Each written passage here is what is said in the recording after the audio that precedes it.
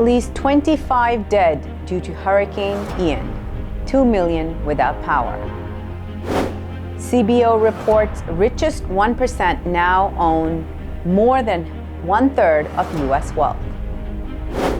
Democratic candidates set to make history as first Muslims elected to Texas House. Image of Muslim-looking person being used in Maryland for shooting target practice. France closes another mosque.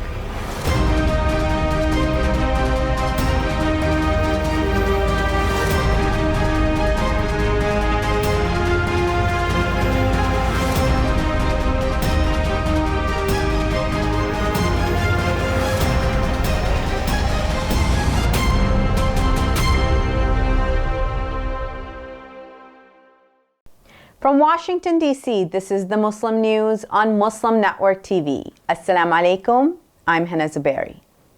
Our top story tonight. Hurricane Ian wreaked historic devastation in Florida, leaving at least 25 dead and 2 million people without power in its wake, officials said. The storm has regrouped in the Atlantic on a path towards the Carolinas. It is one of the most powerful storms to hit the United States.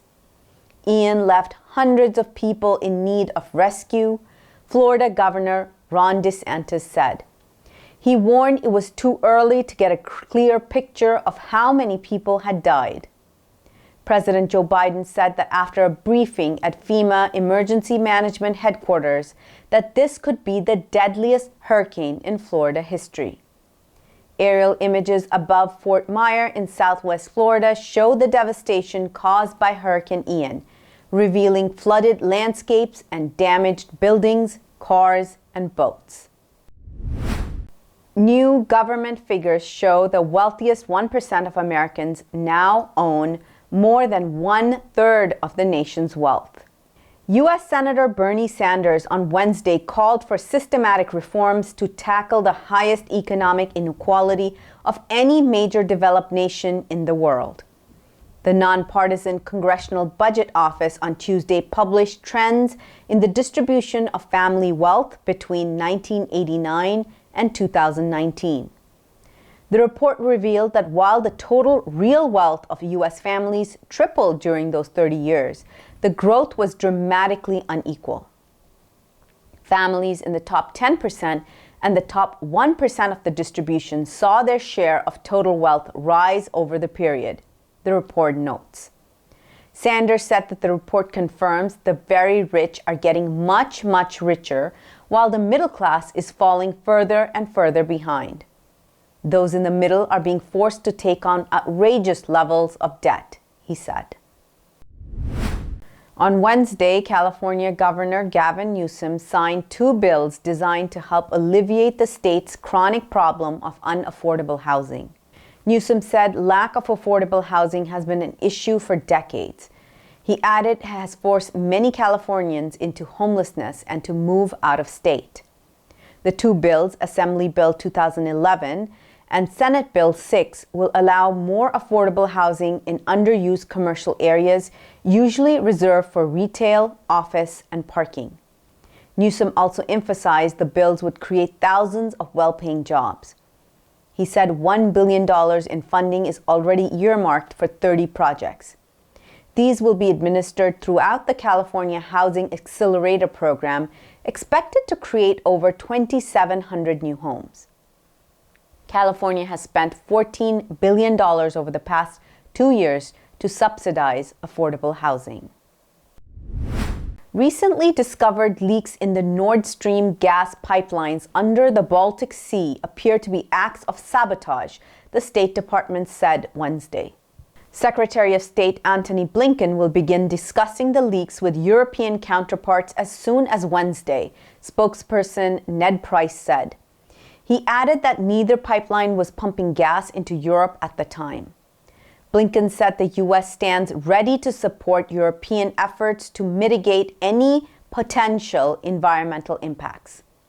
Denmark's energy agency confirmed Tuesday that it found 3 leaks on Nord Stream 1 and Nord Stream 2 gas pipelines. The Russian-owned Nord Stream 2 pipeline originates in Russia and passes under the Baltic Sea in Germany, and was constructed to double the volume of gas. Germany decided to halt operations after Russia initiated its war against Ukraine in February. Suleiman Lalani, a Houston physician, and Salman Bhojani, former Euless City Council member and attorney, are seeking election to the Texas House of Representatives. If they win in November, they will become the state's first Muslim lawmakers. Texas has one of the fastest growing Muslim populations in the U.S. Yet there are still no Muslim lawmakers in the state capital. Lalani overwhelmingly won the Democratic primary in Fort Bend County, House District 76, against opponent Venetia Johnson. The seat often leans heavily Democrat, giving Lalani a good chance to win in November against Republican candidate Dan Matthews.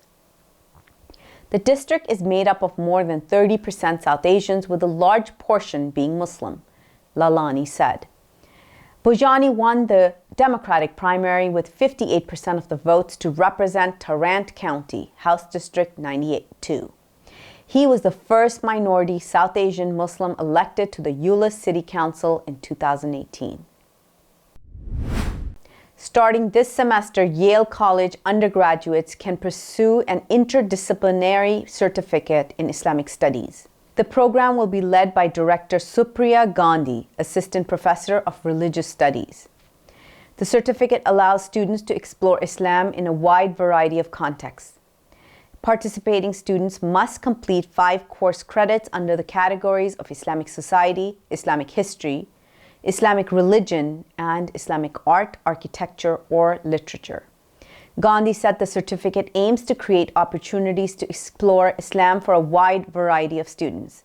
That includes students not majoring in humanities or focusing on religious studies. The college offers interdisciplinary certificates in education studies, medieval studies, and translation studies. Bringing more news stories after the break. Stay tuned, and we'll be right back after these messages.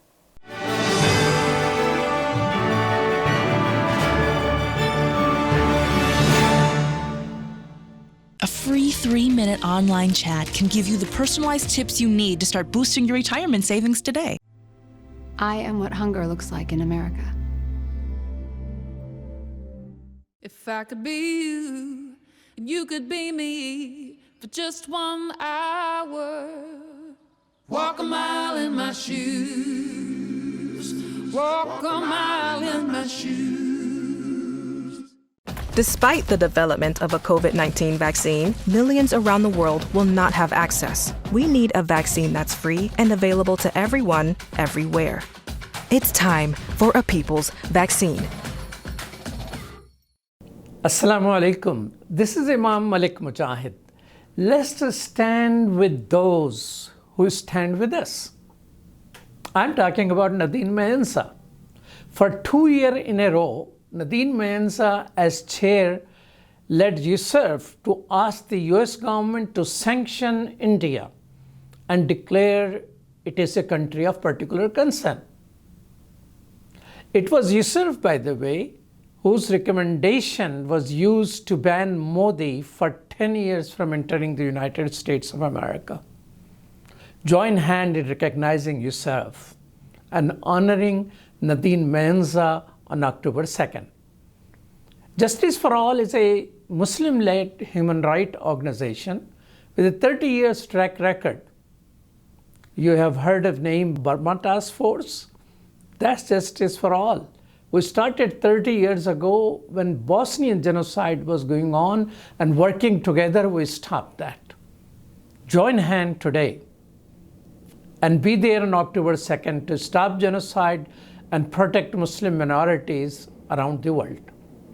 Scan this code on the screen to register or visit justiceforall.org/VA. Assalamu alaikum.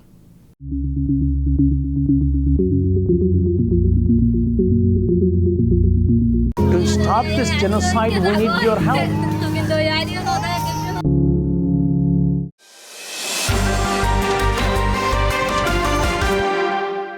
Maryland State Police are investigating the use of a shooting target seemingly depicting a man of color at the Western Maryland range used by police.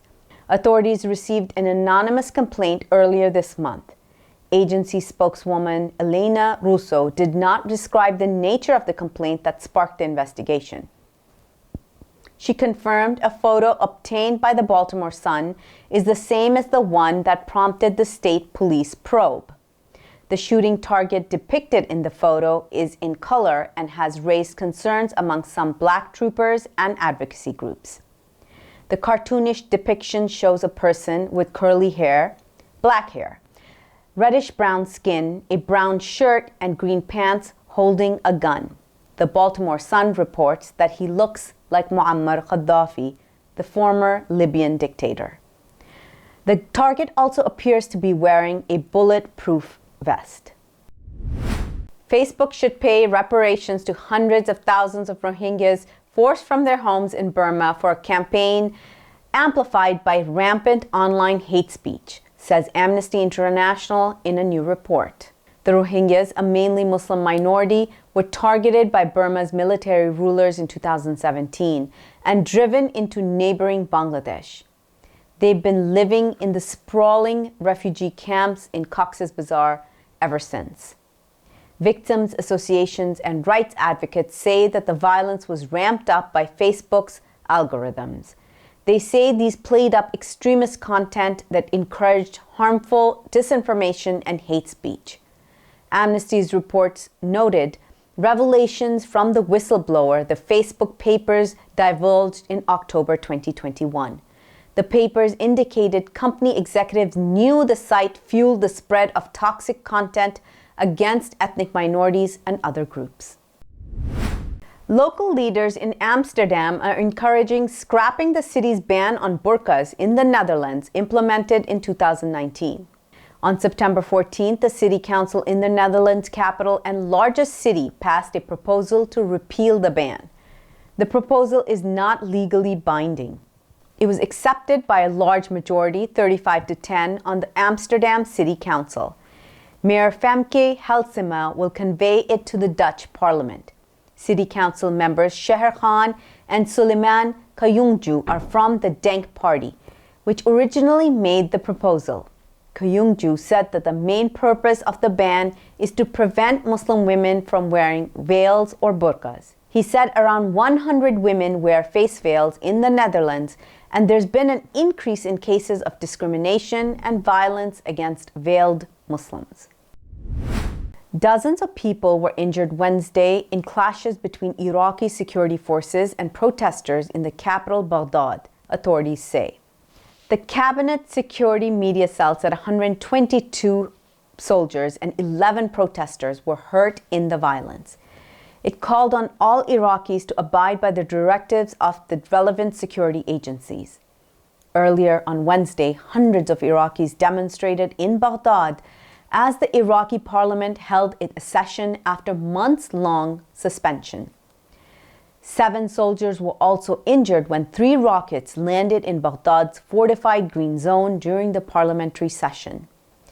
Iraqi lawmakers Wednesday voted to reject the resignation of Parliament Speaker Mohammad al-Halbousi.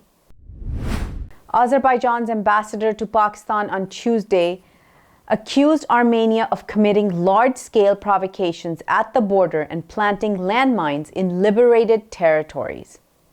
Ambassador Khazar Farhadov spoke at a news conference to commemorate the 2nd anniversary of the patriotic war in the Karabakh region. He said Armenia is not interested in peace, which Azerbaijan offered immediately after the war. He added Azerbaijan's lands remained under occupation for 30 years.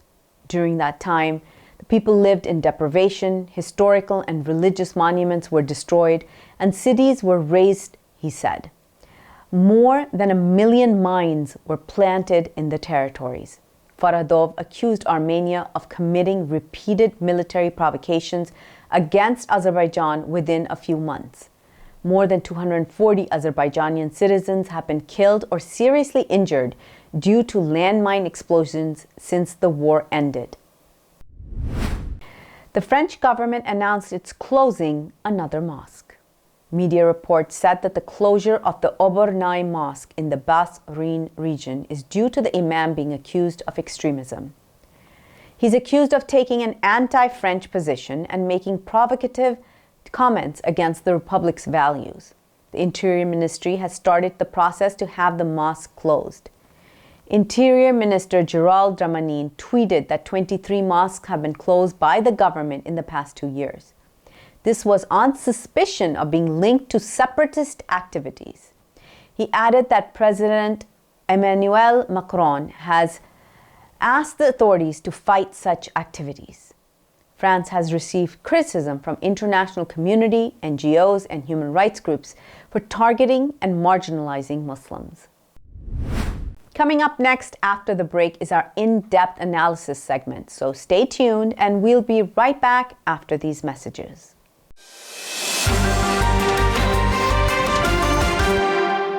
A free 3-minute online chat can give you the personalized tips you need to start boosting your retirement savings today.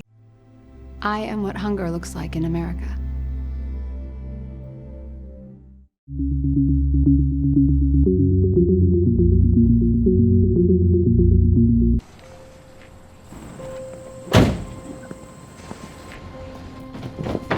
Dad, they took over my bedroom. Come on, come on.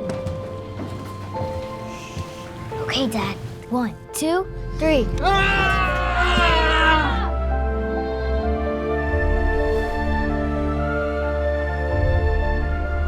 Dad!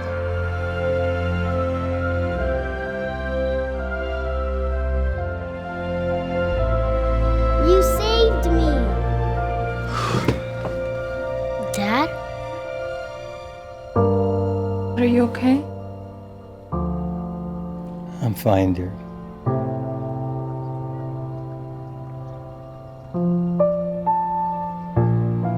Your hero needs you now, and AARP is here to help. Find the care guides you need at aarp.org/caregiving. Assalamu alaikum. This is Abdul Malik Mujahid. Muslims get bombarded with negative news, so good things which we do remain unknown. For example, do you know that Muslim Americans helped stop the genocide in Bosnia? Recently, Muslim Americans defeated Apple, Coca-Cola, Nike, and their lobbies to get a law passed through Congress about Uyghurs. Do you also know that it were Muslim Americans who work hard and smart to block Modi from entering the United States for 10 years? Yes, Alhamdulillah. All of that is your credit. Let's keep doing the good thing. Alhamdulillah, 3 achievers of our community are coming to Chicago to help strengthen Justice for All. Justice for All is a human rights organization run by Muslims based in Chicago. We will honor Arsalan Suleiman, a young person raised in our communities who filed a lawsuit on Burma because of the Rohingya genocide. We'll also honor Ambassador Rashad Hussain, raised in our communities, married in Chicago, and who is now the ambassador at large for international religious freedom. In addition, we will honor the latest commissioner of USERF, Imam Muhammad Majid, for his relentless support for Burma Task Force. Please join me. Let's come together on October 9th in Chicago. Scan this code to register or visit justiceforall.org/Chicago. Assalamu alaikum.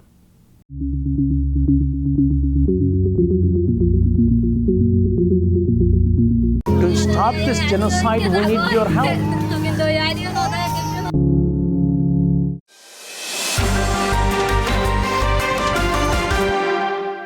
Welcome back. Let's take a look at our in-depth analysis segment. In the US, poor life ratings are reaching record high levels.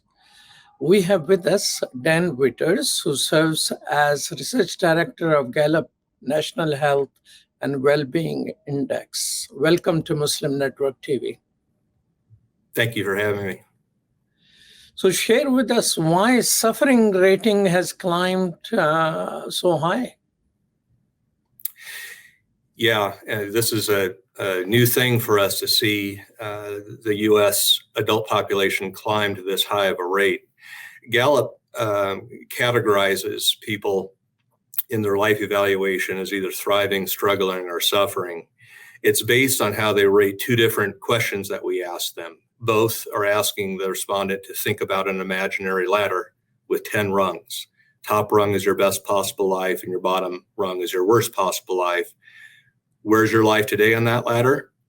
And where do you think you're going to be 5 years from now? So current life satisfaction and anticipated life satisfaction 5 years down the road. If you're a 4 or lower in your response to both of those questions, we categorize. It's hard to be suffering in the U.S. The U.S. typically hovers around 3% suffering over the years. We've been measuring this going back to the mid-2000s. We started it with large-scale measurement with the National Well-Being Index in 2008. The U.S. has a much lower suffering rate than many other countries around the world, 3%. People who are suffering that get categorized in that group, they're in more dire straits financially. They're more likely to be uninsured. They carry a lot more stress, anger, and worry on any given day. They have poorer health. They also smoke more, and they don't eat as healthily as their counterparts who have better evaluations of their lives. So this is a different kind of group of people. They're also more likely to be unemployed. That suffering rates only climbed above 4% for an extended period of time, like several months in a row, a couple of times over the years. It happened back during the Great Recession, for example, late 2008 on into 2009. We were up above 4%. This spring in April, the U.S. hit 4.8% suffering, which was the highest we'd seen going back 14 years. That's 165 different measurements over that period of time. Then we get to July, and it jumps all the way up to 5.6%. So that was something that we'd never seen before. The reasons for it, to answer your question, thanks for hanging with me just to explain what suffering is as we think about it. I think it's varied. The national mood is poor right now. Sustained inflation hovering around 40-year highs has certainly taken a toll on people financially. So even though the labor market has remained very healthy, people are feeling like they have less money to spend, and that's mitigated a little bit over the course of the last month. Gas prices are coming down. Inflation's down to about 8.5% off of that 9.1% high. And we'll see if that kind of takes the edge off of the suffering percentage when we come back in a couple months and remeasure it. But right now, that's up there. You can never take the political pieces off the table either, I think. Right now, the U.S. is a tumultuous time for the U.S. The country feels very divided. There's a lot of anger going on in the population that's simmering up. Of course, the FBI executing that search warrant at Mar-a-Lago can be playing a role for some of those who are on the right that are supporters of Trump. And I think the Dobbs-Jackson ruling by the Supreme Court, which has effectively ended Roe versus Wade, has probably had a pretty deleterious effect on life ratings from those more on the center left who are in favor of abortion rights in the U.S. So I think that those are probably the primary things that have fed into this. And overall, we've seen that number now climb to the highest that we've ever seen. And again, this goes back 14 years, over 165 measurements. It's very statistically significant, and it's very meaningfully large. How do you compare it with Europeans? How are they feeling at this moment? Well, in Europe, we're awaiting our 2022 estimates. That comes via the World Poll, and so we kind of will spread out that measurement over the course of the year, and then in early next year we'll kind of pull the curtain back and we'll reveal global numbers. The U.S. with our peer nations is fairly comparable. We keep pretty low suffering percentages. You'll find lower elsewhere.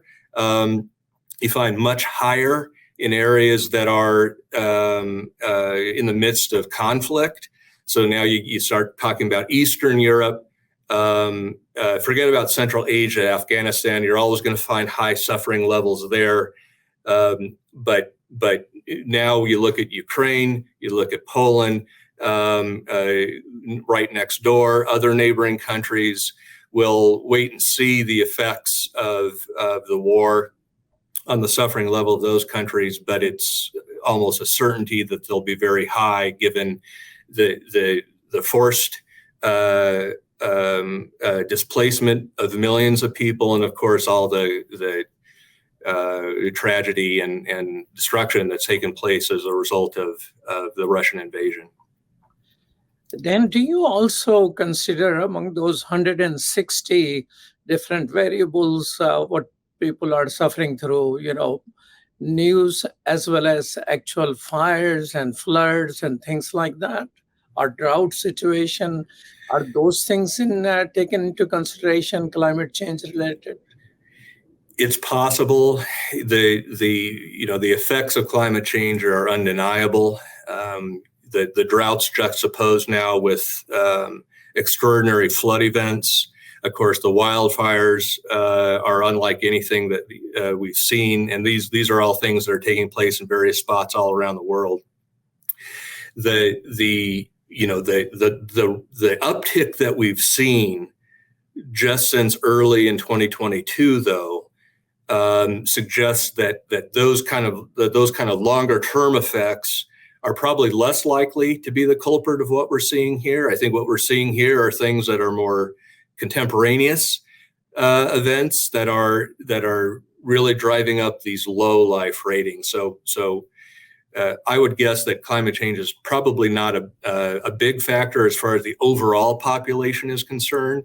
Certainly for any given local population, whether you're escaping fires up in California or the historic floods in Kentucky, now brand new floods in Texas, Mississippi, and elsewhere along the South. Obviously, for those folks, they're the way they currently rate their lives is probably not so great as a function of what's just happened.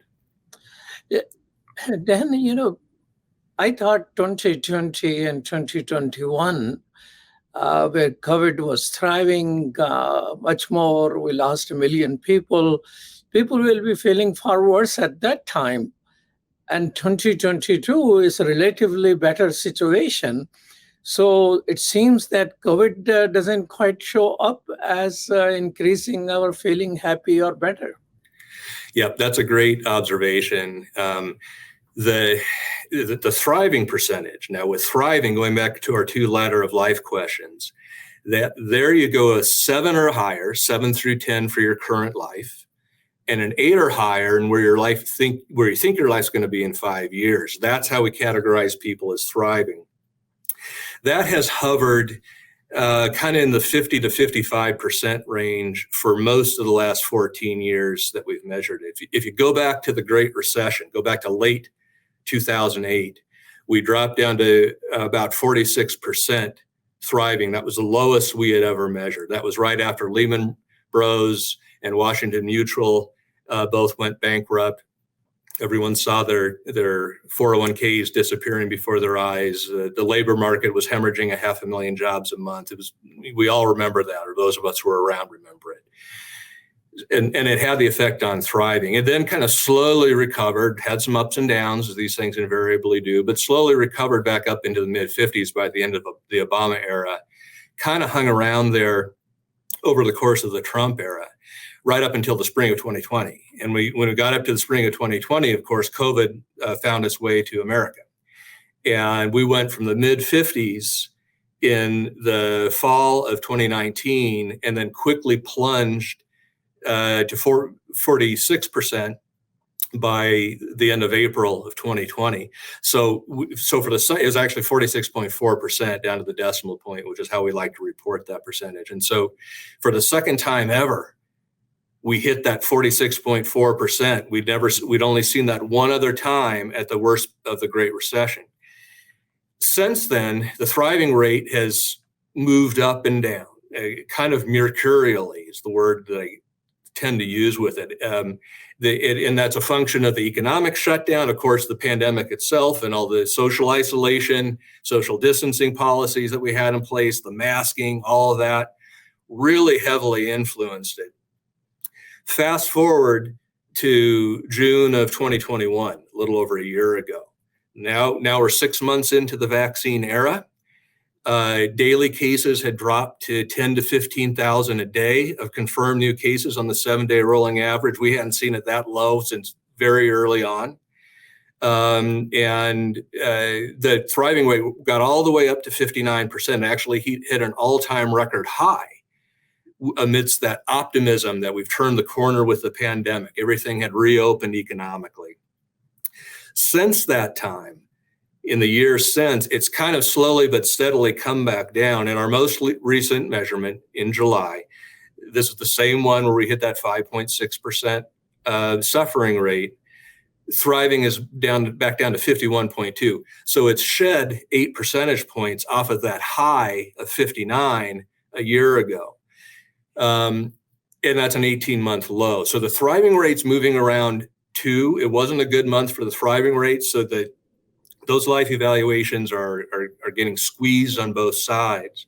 But I agree with you that while it's coming down, I think it's more about the inflation, maybe worries about the war in Eastern Europe, and then maybe concerns about things going on the ground politically inside of the U.S. are kind of throwing sand in the gears more so than the pandemic.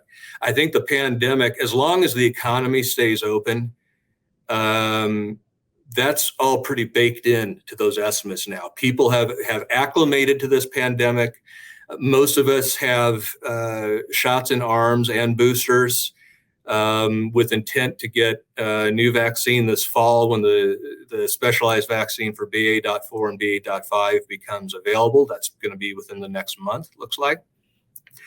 And so you don't see COVID moving around those life evaluation numbers the way it did initially, where it had a really significant and profound effect on it. I think people are just more accustomed to it, to living with COVID now. It's not, I don't think it's a real big factor, certainly not like it used to be.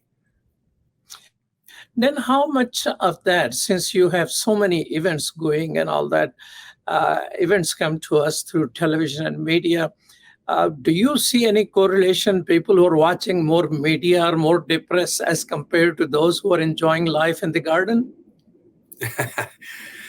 I don't have a data-based answer for you. I think that I'll say this much, and that is that political identity matters when it comes to life evaluation. Historically, Republicans have better life evaluation than do Democrats.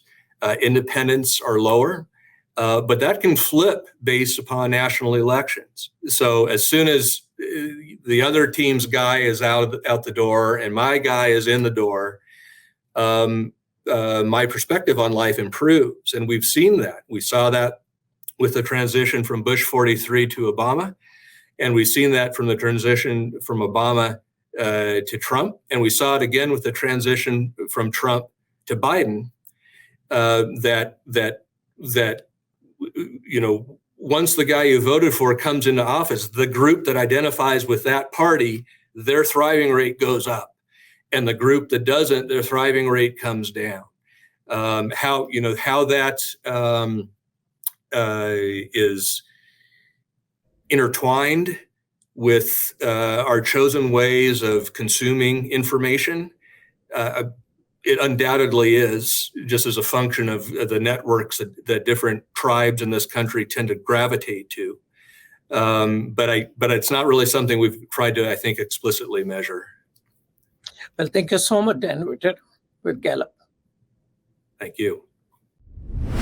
Thank you so much. That's all from our Washington studios tonight. Thank you for tuning in. You can find previous episodes and more on our YouTube or Facebook. For more content, keep watching Muslim Network TV or visit muslimnetwork.tv. Assalamu alaikum and good night.